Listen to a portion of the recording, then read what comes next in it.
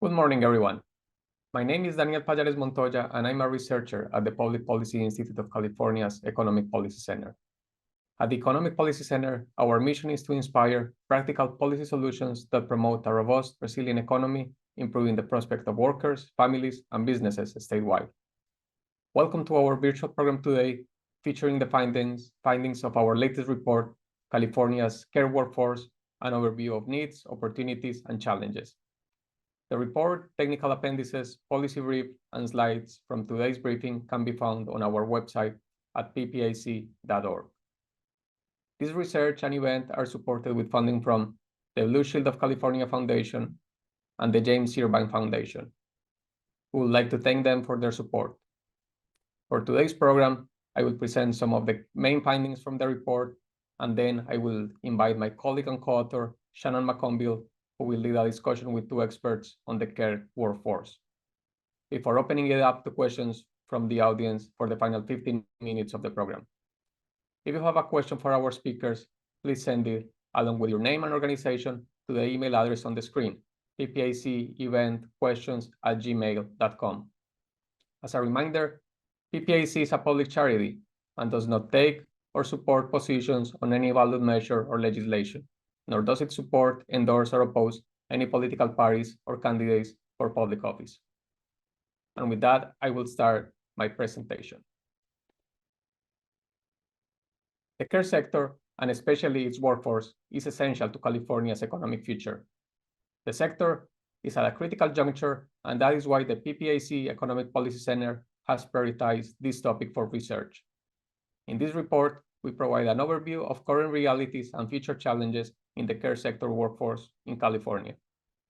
We focus on paid caregivers, in particular, primary caregivers who support daily living and well-being rather than other professionals such as nurses, K-12 teachers, doctors, or counselors. The report examines the potential of care workers' advancement via training, job transitions, and career pathways.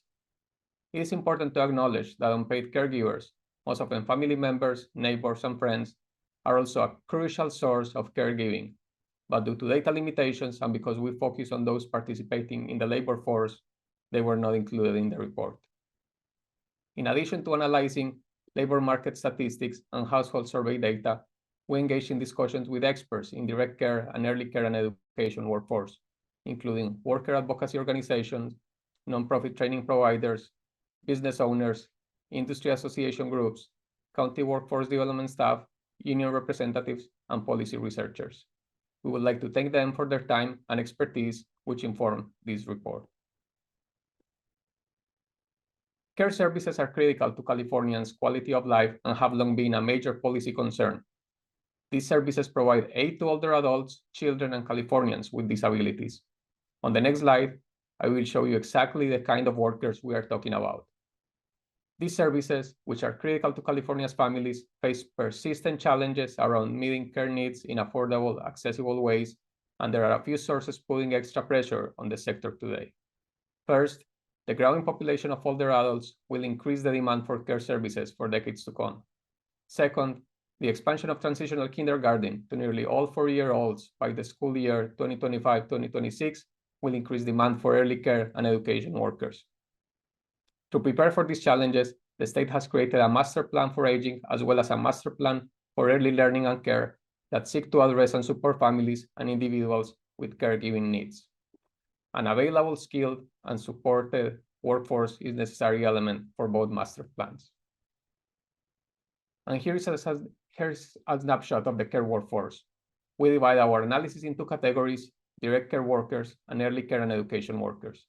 Direct care workers include home health and personal care aides and nurse assistants. Early care and education workers include childcare workers and preschool teachers. As you can see in the figure, the largest amount of care workers is in direct care.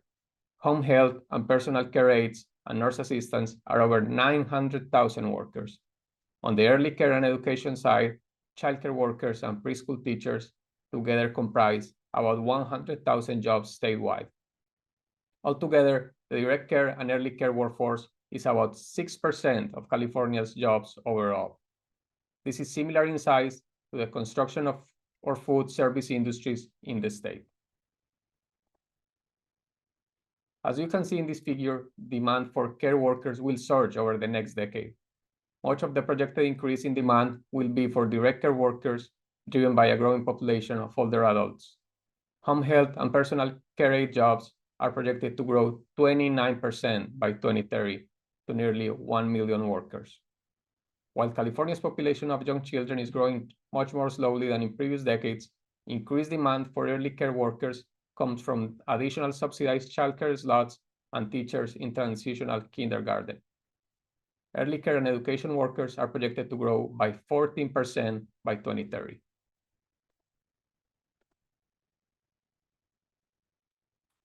In this figure, you can see some key demographic characteristics for the care workforce. Women dominate the care workforce, making up nearly 80% of direct care and 95% of early care and education workers. More than 60% of direct care workers and 50% of early care and education workers are over 40 years old. Latino and Black workers represent more than 50% of the care workforce. Finally, nearly 5 out of 10 direct care workers have at most a high school diploma, while for early care and education workers, 3 out of 10 have a high school diploma or less. This figure shows that only about half of California care workers are employed full-time during the full year. That is, 35 or more hours per week during 50 or more weeks per year.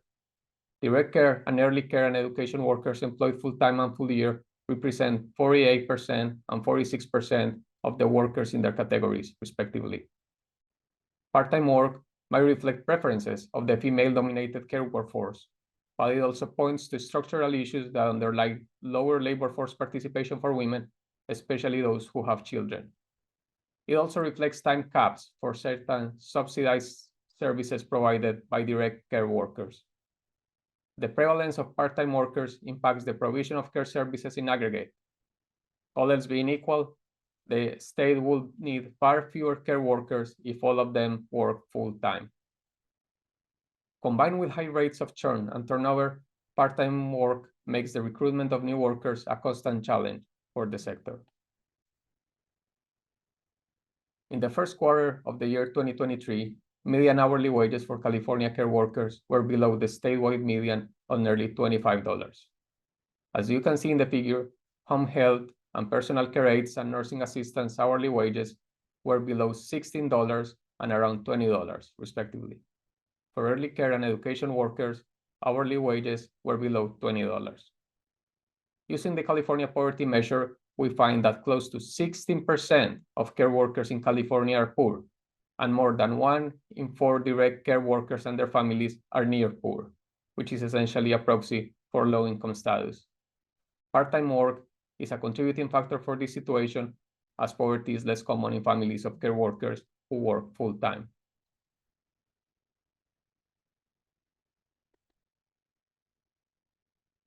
The care workforce faces different challenges in California. Some of them relate to low wages, as I mentioned before. However, there are important ongoing efforts to improve remuneration and working conditions that will change this in the near future. Another challenges relate to care workers leaving their jobs, changing employers, and exceeding the labor force. Our analysis indicates that this is driven in part by high rates of part-time work among care workers, and to a lesser extent by the demographic characteristics of the care workforce. Affordability of care services are another major challenge. A large proportion of care services in California are paid by public funds. For eligible low-income families, public programs can provide critical access to care services. However, most programs have capacity constraints due to funding caps or worker shortages. This means that many eligible families must pay out of pocket for the services they need. Other families are not eligible for public programs because their incomes are not low enough. Given the outsized role of government programs in providing care services, policy and budget decisions affect the size of the care workforce and employment conditions. Expanding care services or increasing pay for workers is thus challenging in a tight budget situation like the one California is now facing. The following figures show the cost Californian families must pay to access private care services. The figure to the left shows the annual cost for different direct care settings, starting at $75,000 for an assisted living facility to nearly $160,000 for a private room in a nursing home. The figure to the right shows the annual cost of childcare services for different center-based settings, which start at $20,000 for an infant to $12,000 for a kid in school age. Private care services costs put enormous pressures on Californian families that cannot access subsidized care services.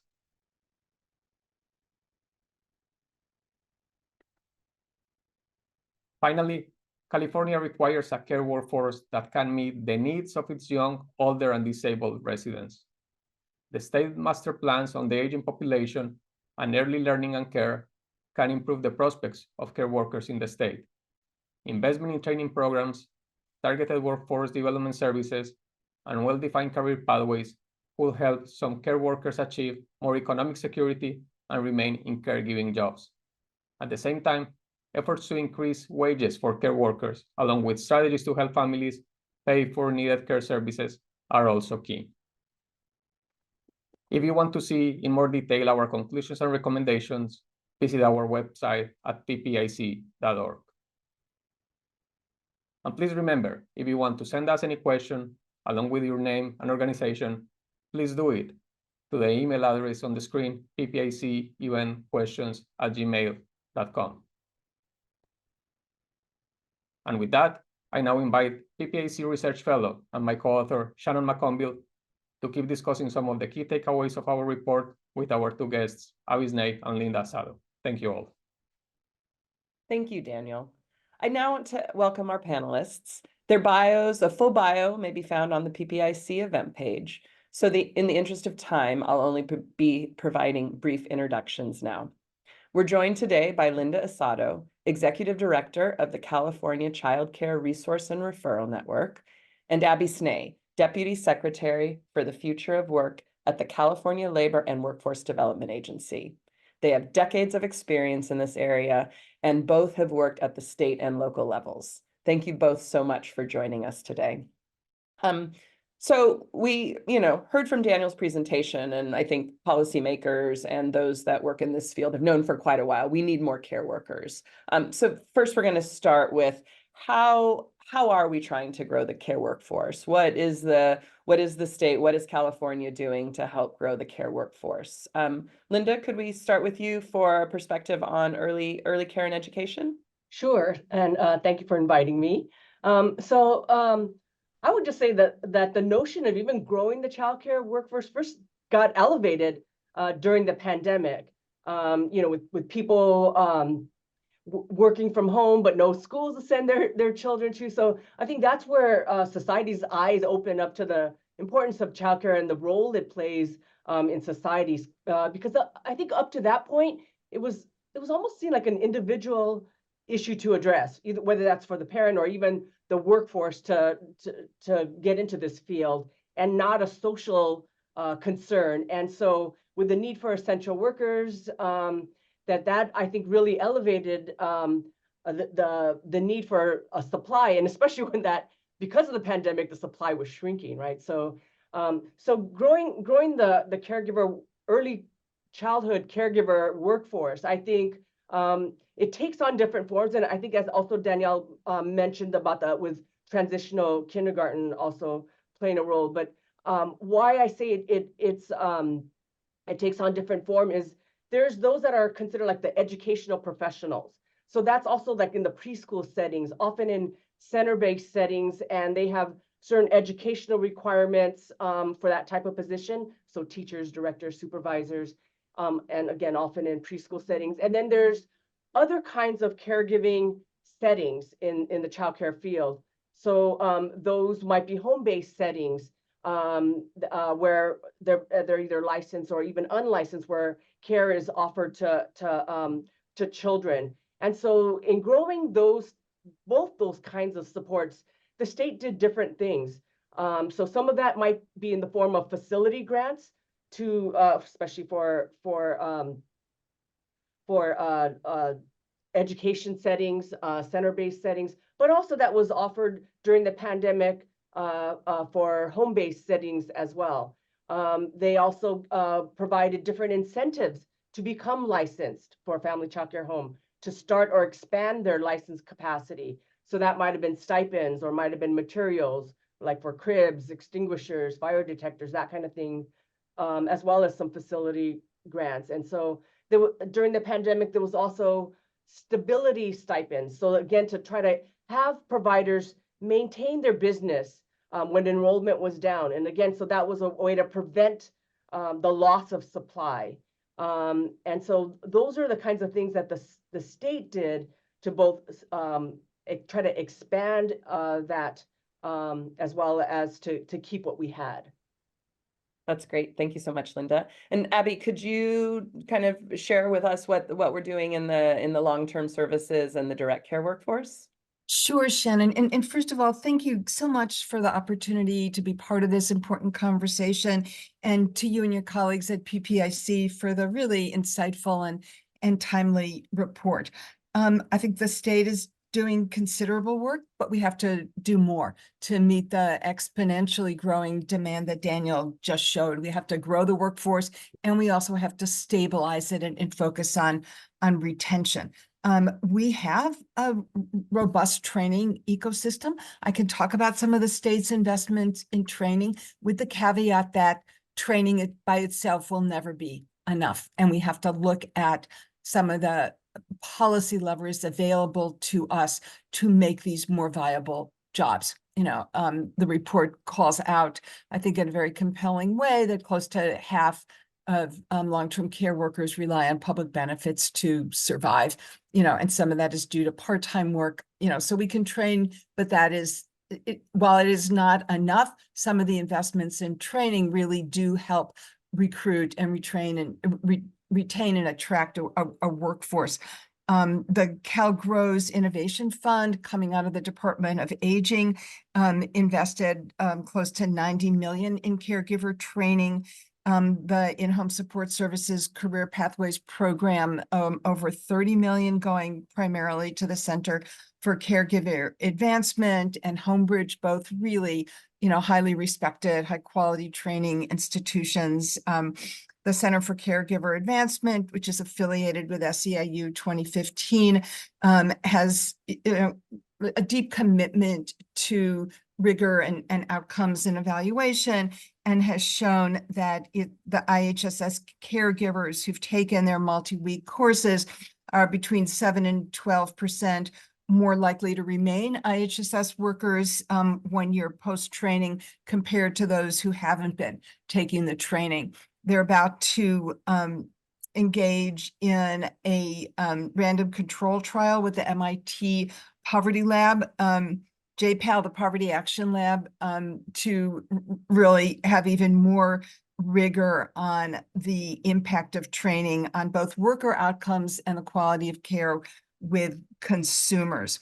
In the training ecosystem, the community college system is really a major provider, and I think the key delivery system for CNAs, for home health aides, and has been working on a very innovative partnership with United Domestic Workers in Southern California to train older IHSS workers for other roles in healthcare. There's also been some really innovative work in entrepreneurial approaches. The California Home Care Cooperative Initiative has a model for worker-owned home care cooperatives that are both financially viable and, very importantly, inclusive of undocumented workers. And we really have to call out Aquilina Soriano Versosa, who's the founder and current executive director of the Filipino Worker Center of Southern California, for her vision in the power of worker cooperatives. We also can do more to look at other states. California will be joining a peer learning network that the Administration for Community Living at the federal level is instituting, so that we can learn both from subject matter experts and the experience of other states. So training is the start, again, not the sole answer. No, that's great. Linda, would you want to add something about, you mentioned family care providers or people in home-based settings, some of the say, this idea of entrepreneurial and running a small business, some of the, I know there is some focus on that. And you mentioned some of it. Would you want to provide a little bit more context or a little bit more information on some of this kind of this idea of this entrepreneurial and, in the care workforce? Yeah, certainly. I think business supports, because they are business professionals, if you will. And that is so needed, I think, that I think we think of it as just the content of their skill building, but if you are a home, a family childcare home, you have to think about everything, and how does that financially pan out for you? And those are all important for keeping the stability of this profession, right? So it's everything from facility maintenance to budgeting to marketing. All that is business support is things they need. And certainly no cost training, incentives certainly to start are also really important. And I think for longer term, keeping this workforce, it is also about health benefits, retirement, like almost any other kind of occupation, right? And so if we're looking at attracting, recruiting, maintaining this workforce for the long haul, I think all of those have to be considered, and it isn't something that an individual could really do by themselves. That's where there are other ways other than just the wage, which is really important, though I must say that too. But I think there's all these other factors to consider to both stabilize, to grow this workforce. No, that's really helpful. Thank you.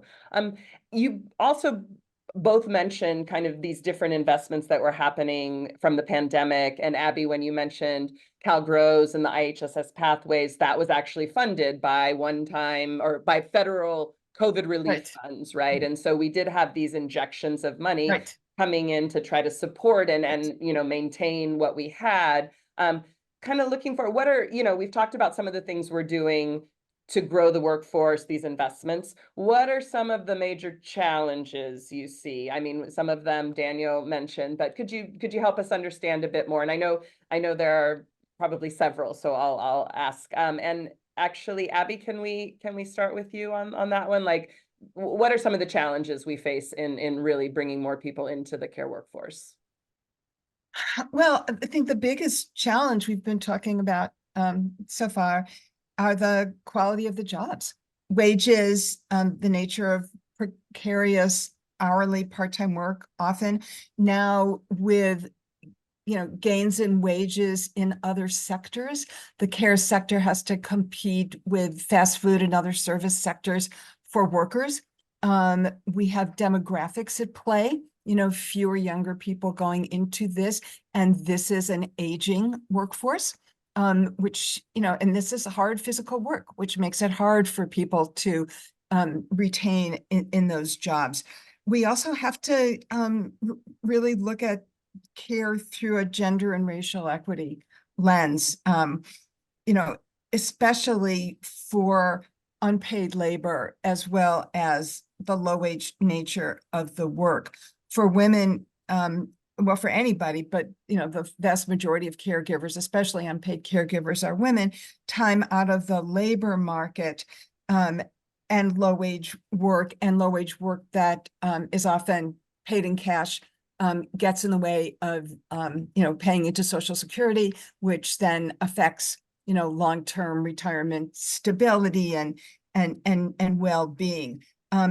We have also had, in a very volatile federal environment, some restrictions on immigration, and the majority of long-term caregivers are immigrant workers. Happy to go on and talk about what else we could consider doing, but let me pause so Linda can talk about challenges in early care. Yeah, it almost parallels a lot of what you're saying. Certainly competition for other high wage jobs, and especially if they offer benefits that, like an individual childcare worker may not be able to have. So, especially when they're an older workforce, and they're like childcare is a physical job too, when you're running after toddlers or, picking up the babies and that kind of thing. So, it is, health is really important, for the worker, the care worker themselves. And there's other limitations, I think, in our field, especially for home care or family childcare homes. But sometimes they don't own their own homes.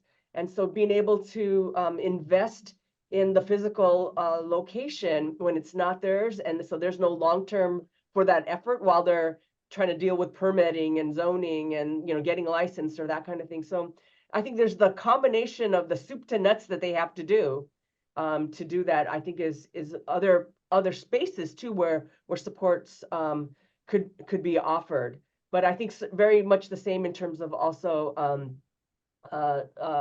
immigration policy, and then also as it relates to wages and the ability, whether it's fingerprinting or just wage, being able to have a wage. I think all those add to that, as well as I think all the similar kind of things about the training ecosystem and the needs to support a very multilingual workforce as well. That's great. And actually, Abby, you made a good point, kind of this idea of we need to view this with an equity lens, right? Or just because of the demographics and some of the immigration issues. Linda, I know that like equity was a really important principle for some of the work that's going on at the state in terms of some of the efforts or some of the reforms we're making. Could you say a little bit about how that's been embedded in this process of what's happening at the state level? This idea of trying to come at it with an equity lens as a center point. Yeah, so I would say probably the biggest thing is to look at things also for our rate structure, our subsidized rate structure. Because I think the way that the system is built, it felt like it was bifurcated, and by both centers and home-based providers, where a lot of the women of color are in home, have their own businesses in their home, and so that was a big part of it, is trying to get us to a single rate structure, which is still in process. Rate reform is that, but I think it's also recognizing that it's very gender dominant or female dominant caregiving, and so it doesn't surprise us that it's low wage, and that's why I think trying to do that is to make it a more equitable in society, is to also do that too, and make it livable for them. I think that is really important to us as a field, trying to do that, and really appreciate and acknowledge the hard work it is to care for children. Absolutely.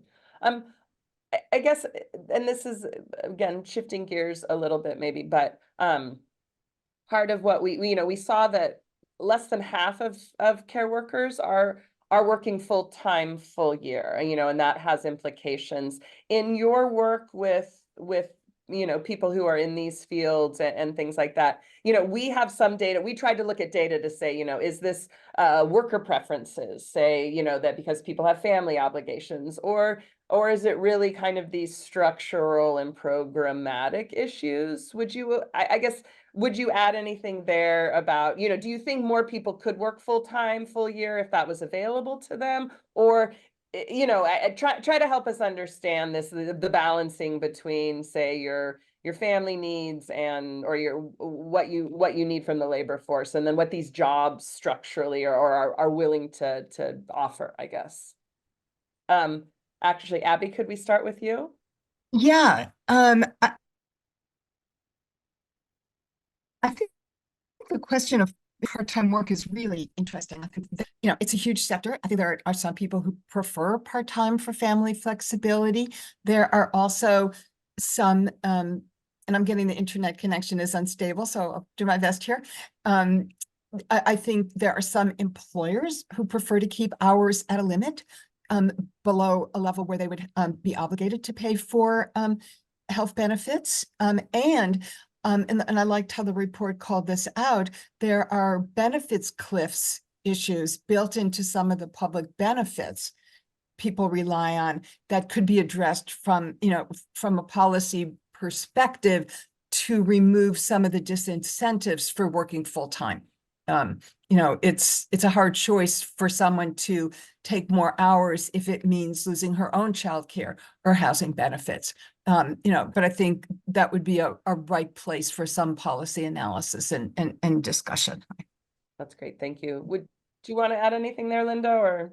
Yeah, I think, well, for small family childcare homes too, it's like, because part-time is also based on what you can have enrolled, and the demand for childcare has changed too with remote work. So different days of the week, or and so that's what also adds to maybe collectively it's part-time, but the actual hours a person works might be from 6 a.m. to 9 p.m. because to make ends meet, but it's spread out because you don't have a concentration of kids from 9 to 5, say, for example. So and so in the end, that's why it feels like it's minimum wage too, as well as just not feeling like it's full-time. And that's also because the cost of care is expensive.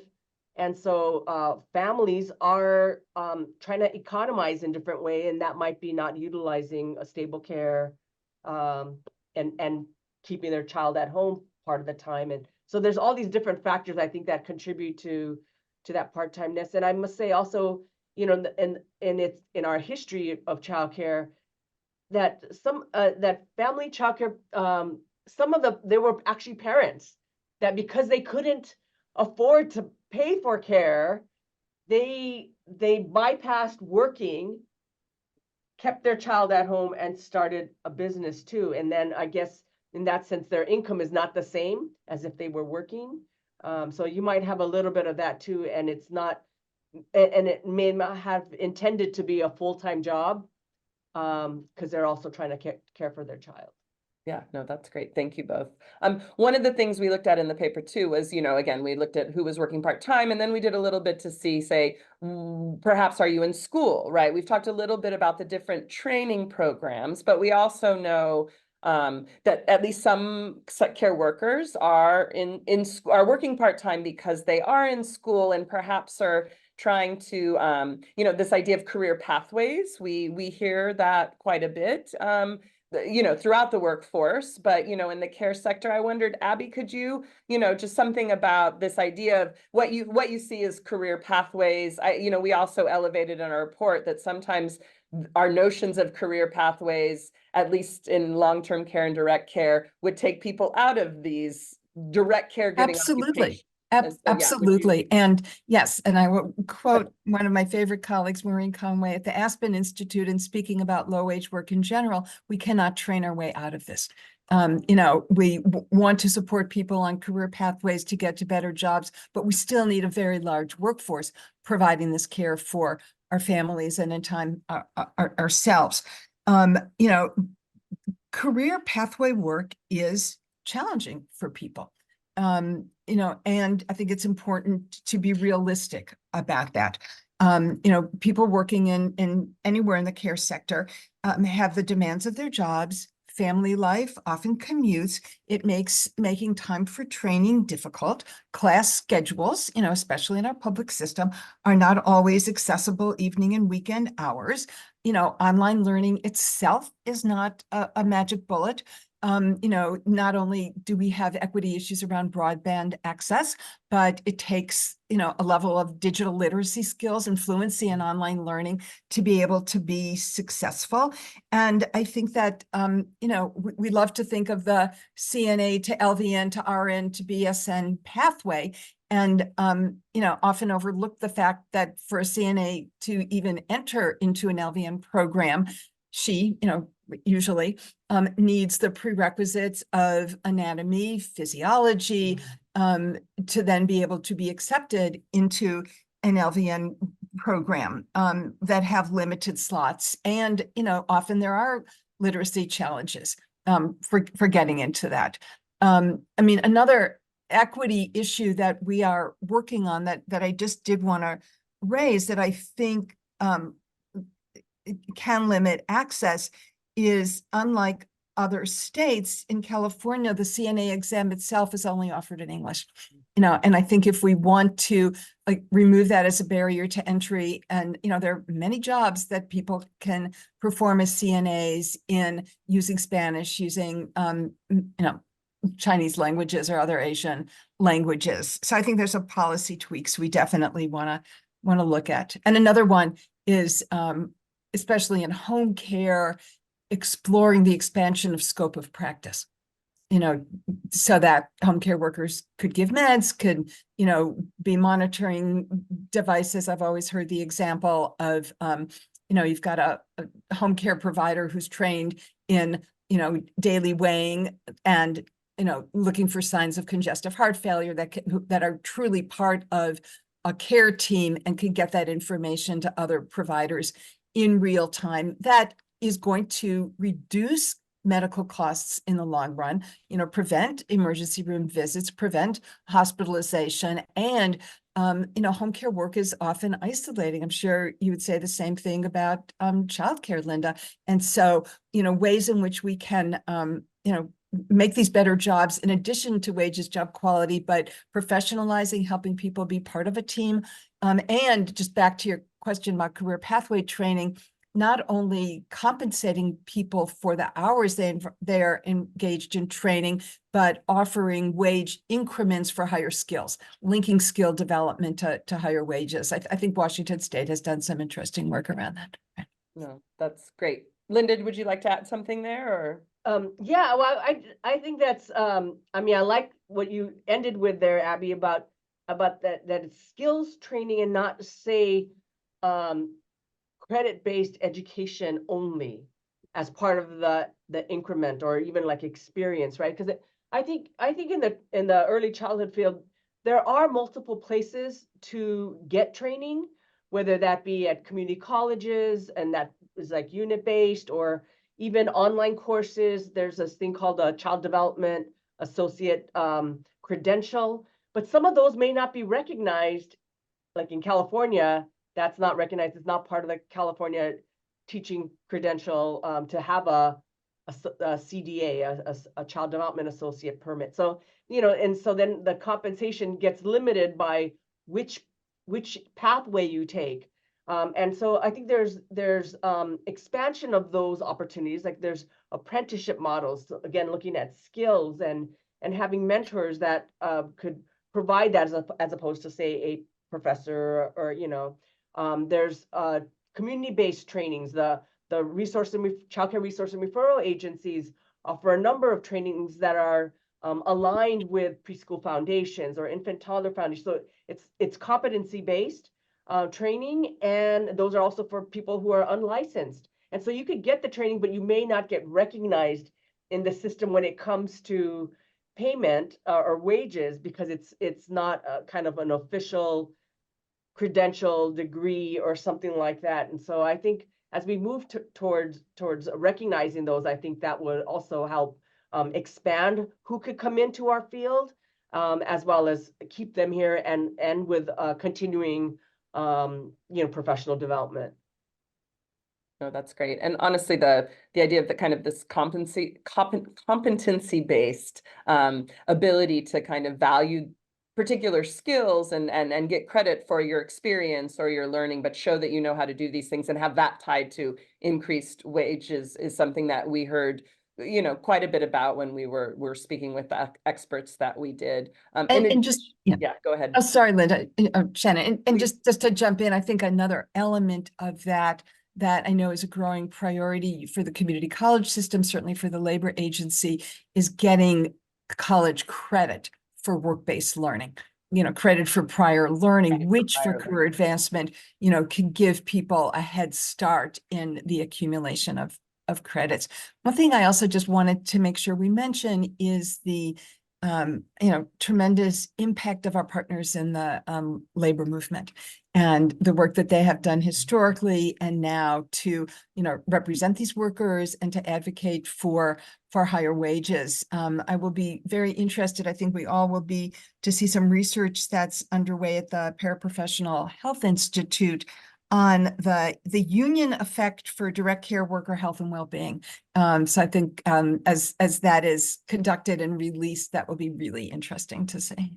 And thank you, Abby. That's the perfect segue. I want to make sure we do cover this, but you mentioned it when you, in your initial comments, and Linda, you have brought it up. We need policy levers to make these better jobs. We've talked about, you know, the need for wages or retirement or health insurance benefits. You know, when we spoke, Linda, you mentioned kind of the collective bargaining and the role of the unions. I guess, could you say a little bit more about, and other kind of initiatives or things, you know, in California, we are seeing quite a bit of movement around trying to improve wages for a broad range of workers, right? Minimum wage laws and things. But can we talk a little bit about how, what's happening in the policy space to try to make these kinds of jobs better and you know, more sustaining for the people who have them?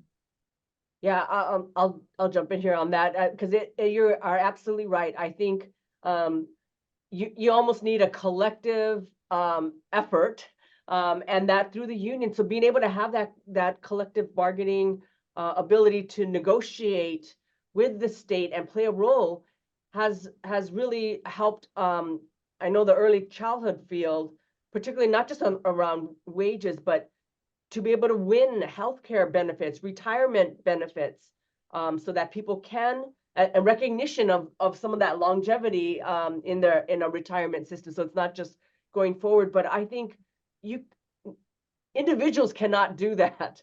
You know, you need the power of a collective to do that. And certainly in the last few years, once that was able to happen in the early childhood space, I think that really made a huge difference.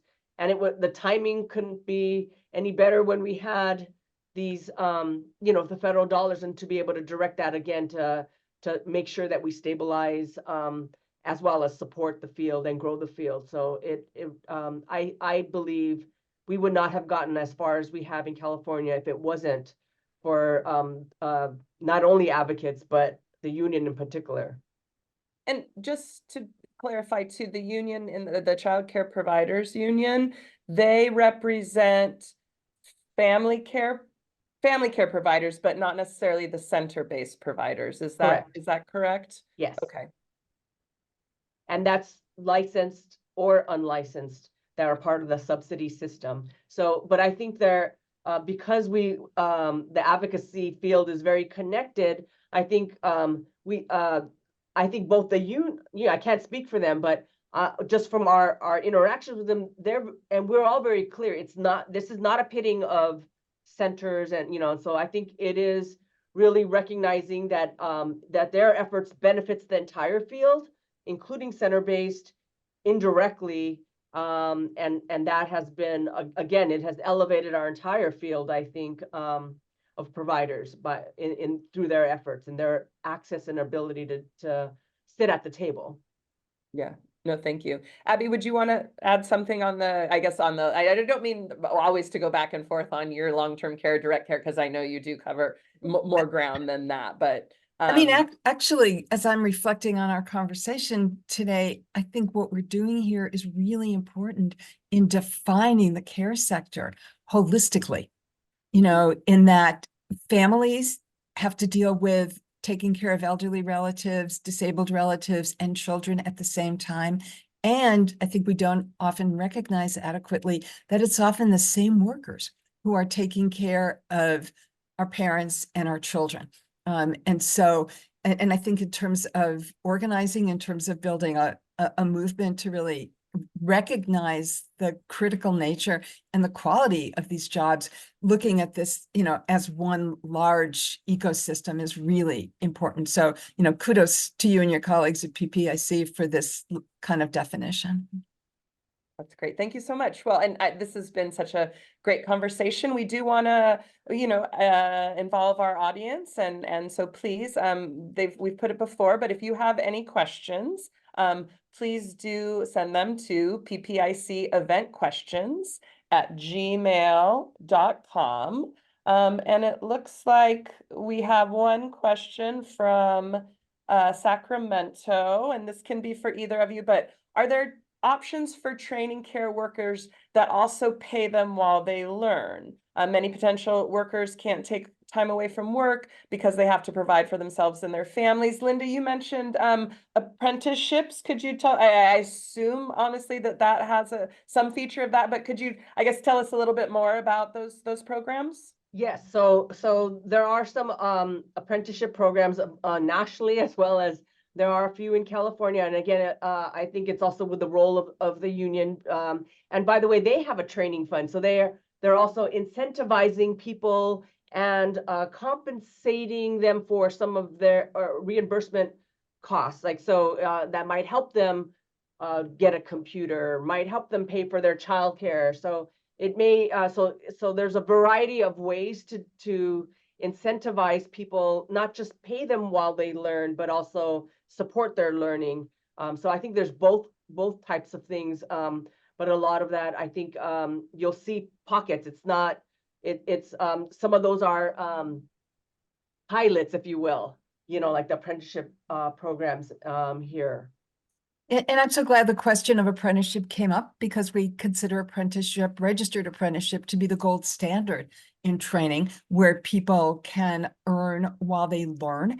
And apprenticeships can be a really effective method for career advancement, so that apprentices are not always new entries into a field, but workers at one level who can become apprentices to then train for the next level. Actually, the correctional system in the state has a model pilot early nursing initiative that trains licensed vocational nurses while they're on the jobs to become RNs. I think, Linda, you might have been referring to ESEPS, the program that does early apprenticeship in early childhood, that's really achieving scale. I think they've got 400 or 500 active apprentices now in the state, have expanded nationwide. So apprenticeship is catching on, and we have so much more to do to innovate an apprenticeship in this field. No, that's so great. And I know the ESEPS program also relies on, or at least some of them, on the community college system. And we've mentioned Exactly. them before, but Exactly. these are public institutions who do have these investments and do quite a bit of career training and career education at a low cost to the student. Yes, and ESEPS has cracked the credit code for apprenticeship. All their apprentices get credit for their classroom learning. Yeah, and one thing I love about that too is that it's, so rather than like students coming to the university setting, that partnership is where teaching could enter into where people are at. You know what I mean? So that's I think the beauty too, is like it's changing the notion of how does one get training and learning, and that it happens in different places. And so I love that. And also to again reach into community where it's reality and not just in your head. And we value I think are increasingly recognizing the value of work-based learning, which I think is what you're referring to, Linda. Exactly. Right. That's great. Let's see. We have another question from San Francisco. How has the pandemic created any lasting change in the care sector, for better or worse? It's come up already in our conversation. Do either of you want to? I think certainly the pandemic, like as I started with it, like it elevated the notion of the importance of caregiving. And I think where you're seeing it now, like the fact that even in this federal budget, that childcare was able in a atmosphere of trying to reduce federal spending back to previous levels. The fact that childcare maintained some of what it had and got an increase in federal fiscal year 24 because it's bipartisan, and I think it's because people recognize it. But I think that it was the pandemic that shined that spotlight on it, and I think that is a lasting change, I think, and I hope we will continue to broaden that wedge that got started as a result of the pandemic. Yeah, and I think there are parallel impacts in the long-term care sector. You know, the Biden administration has really put out some, very important, efforts in improving care and improving the quality of work and care. And again, in no small part to some of our union partners advocating for that. Absolutely. Well, and I know, Build Back Better at the federal level was Yes. kind of thinking about care broadly as well, right? Yep. But and all the reasons why it's important. And I think to your point, Linda, the pandemic really did elevate this idea of we don't have a functioning economy, or where, you have to have this, for people to be cared for, but also for our labor market and our economy to function, honestly. And that is one of the main reasons why, and Daniel mentioned this at the beginning, but, for our Economic Policy Center that we've just launched, really trying to focus and hopefully do more work in the future about what that looks like is really important to us. Let's see, maybe, another question from Sacramento. This kind of shifts gears some. Are there any realistic uses of new technology like AI that could help us with care for older adults or children? I know this is, care is inherently human, and that bonding, but either of you have any thoughts in that? I mean, this is a new frontier that we are living in real time. And AI conversations are coming up every day. And, I think that although we, of course, assume that, and it's true that caregiving is very hands-on, it's very personal. There are certain aspects that could be relieved through AI, the record keeping, some of the reporting, some of the more routine functions to free workers up. We also have examples in really aging societies like Japan, where they've used AI and robotics and robots to, fill in care. But I think, clearly AI is going to affect every job in some ways. Yeah. Great. Yeah, I would just ditto that. Yeah. It's a relation-based product to do caregiving, but there is a lot of data collection, and that helps you understand trends, make improvements. And so certainly I agree, there's a role in our sector or our field. It may not be actually caring for the child in our case, but certainly I think there's a place for technology as well, just even for learning, for the adult learning, right? So yeah. No, that's great. Oh, this one strikes me as being very difficult. Here's another question from Sacramento. What are the implications of California not meeting the projected need for care sector workers? I think for the early childhood field, so if you think about the general workforce in California, and if a big sector of that is of childbearing age, the fact that you do not have an early childhood or a school age to childcare sector caring for kids while their parents or their family member is working, I think that will affect it. It will affect our overall economy, because most people are productive during that, their childbearing years. And so, I think what that might mean is California loses out to other places. People will go to other places. So I do think that and I think in our caregiving field, it will impact the larger economy. And I think you could say the same thing in the long-term care sector, where we have, certainly millions of families in the sandwich generation who are dealing with small children and aging adults at the same time. We've talked about, the gender equity issue of women having to withdraw from the workforce to take care of aging relatives. I mean, I think we often don't recognize the prevention aspects of quality care to keep people in their homes, which is preferable for most people. I think everyone as they age, and it is more cost effective. for our economy as a whole.